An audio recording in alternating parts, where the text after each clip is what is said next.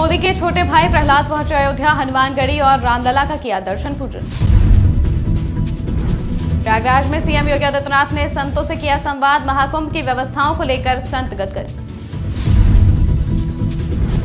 हरदोई में बीजेपी कार्यालय पर प्रेस कॉन्फ्रेंस आयोजित, कॉन्फ्रेंस में पहुंचे एमएलसी विजय बहादुर पाठक। हमीरपुर में दिव्यांग कैलाश की हौसले भरी यात्रा, ट्राईसाइकिल पर निकले यात्री फूल मालाओं के साथ विदा हुए कैलाश। नमस्कार, स्वागत है आपका आज की खबर में। मैं हूं आपके साथ महिमा शर्मा। बढ़ते उत्तर प्रदेश की बड़ी खबरों की ओर। प्रधानमंत्री नरेंद्र मोदी के छोटे भाई प्रहलाद मोदी अयोध्या पहुंचे, जहां उन्होंने हनुमानगढ़ी और रामलला का दर्शन पूजन किया। दर्शन पूजन के बाद उन्होंने कहा कि प्रभु राम के दर्शन करके हमारा जीवन धन्य हो गया है। हमें बहुत खुशी मिली है। जो कुछ भी अयोध्या में परिवर्तन हो रहा है, ये आने वाले दिनों के लिए और अयोध्या के युवाओं के लिए बड़ा रोजगार देने वाला माहौल बन रहा है। मुख्यमंत्री योगी आदित्यनाथ प्रयागराज स्थित महाकुंभ नगर पहुंचे, जहां उन्होंने विभिन्न धार्मिक और सांस्कृतिक कार्यक्रमों में भाग लिया और साधु संतों से मुलाकात की। मुख्यमंत्री ने यहां जूना अखाड़े के आचार्य महामंडलेश्वर अवधेशानंद गिरी से भेंट कर महाकुंभ की व्यवस्थाओं पर चर्चा की। इसके बाद वो सदाफल आश्रम स्थित स्वरवेद महामंदिर ट्रस्ट पहुंचे, जहां उन्होंने साधु संतों से मुलाकात की। मुख्यमंत्री ने संत समाज के साथ संवाद कर महाकुंभ की व्यवस्थाओं का फीडबैक लिया और संतों ने योगी सरकार की तैयारियों की सराहना की। हरदोई में भाजपा कार्यालय पर प्रेस कॉन्फ्रेंस में एमएलसी विजय बहादुर पाठक ने कहा कि केंद्रीय बजट देश के समग्र विकास और सामाजिक न्याय को समर्पित है। उन्होंने कृषि, एमएसएमई, निवेश और निर्यात को बजट के 4 प्रमुख स्तंभ बताया। कुंभ को यूपी की धरोहर बताते हुए सभी को स्नान की सलाह दी। इसके अलावा जिलाध्यक्ष अजीत सिंह बब्बन ने प्रधानमंत्री मोदी के विजन को गरीबों के जीवन स्तर में सुधार लाने वाला बताया। सरकार ने जो बजट प्रस्तुत किया है, उस बजट में जिस तरह से मध्यम वर्ग को रियायत दी गई है और विकास भी, विरासत को जहां पांडुलिपियों को संरक्षण करने की योजना बनाई है, वहीं आधारभूत ढांचे को ऐसे विकसित करते हुए लोगों की आय में इजाफा हो। इनकम टैक्स, मध्यम वर्गीय जो लोग थे उनको इनकम टैक्स में सहूलियत तो देने का काम किया, लेकिन जो कानून थे, जिन कानूनों के प्रावधानों के तहत जो जटिलताएं थी, उनको भी ठीक करके भारत के विकास के योगदान में मध्यम वर्ग का योगदान है, उनकी भूमिका है, उनकी भूमिका को इन्वॉल्व करते हुए इस दिशा में एक बेहतर काम किया है।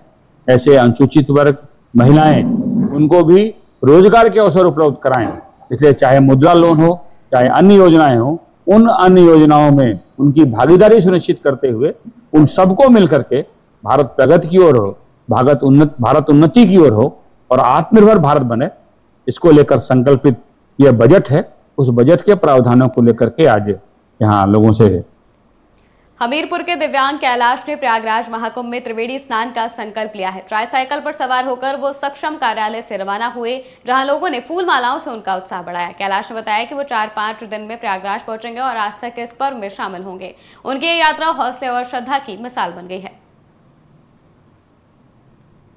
नई दिल्ली रेलवे स्टेशन पर हुई भगदड़ का असर अब हरदोई में देखने को मिल रहा है, जहां प्रयागराज जाने वाले सभी यात्रियों ने ट्रेनों में भीड़ की वजह से अपनी कंफर्म टिकट कैंसिल करवा दी है। यात्रियों का कहना है कि ट्रेन अपने निर्धारित समय से लेट आ रही है, उसके बाद भी ट्रेनों में चढ़ने के लिए जगह नहीं मिल पा रही है, जिसकी वजह से टिकट कैंसिल करवानी पड़ रही है। प्रयाग कुंभ जाना है परिवार के साथ में। हमारे 1 महीना पहले हमने टिकट करवाया था। हमारे पास 12 टिकट कंफर्म है, लेकिन भीड़ को देखते हुए हम नहीं जा रहे हैं, क्योंकि जो है दिल्ली में हादसा हो गया है, 18 लोग उसमें मर गए हैं। इस वजह से हम डर गए हैं। ठीक इस वजह से हम अपनी यात्रा कैंसिल कर रहे हैं, कुंभ नहीं जा रहे हैं। सरकार से यही मांग करेंगे, अपनी व्यवस्था, प्रशासन व्यवस्था सही करें, लोगों को सुचारू रूप से ट्रेन में बैठने की सुविधा मिले। प्रयाग कुंभ जाना है।